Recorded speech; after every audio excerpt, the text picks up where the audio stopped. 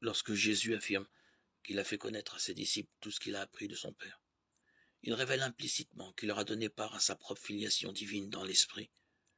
L'amitié que propose Jésus n'est rien de moins qu'une participation à sa vie, dans le prolongement de l'allégorie de la vigne. Cette intimité inouïe est signifiée par la spiritualité qui se trouve dans nos cœurs,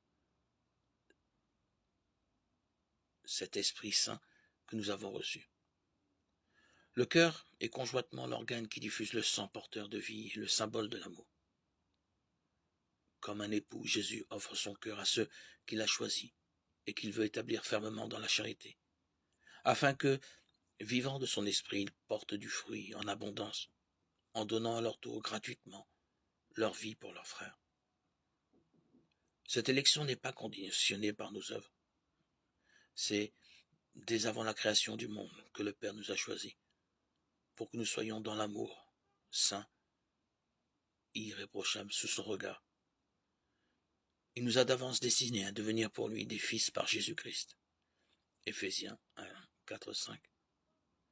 En épousant notre condition humaine en toutes choses excepté le péché, le Fils nous révèle cette élection éternelle et la volonté du Père de nous rétablir dans l'alliance. Il n'y a rien à dire de plus. Si Dieu est pour nous, qui sera contre nous?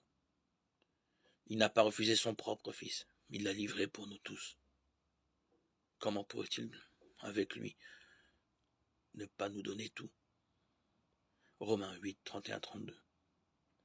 Ce que nous lui demandons au nom de Jésus, il nous l'accorde.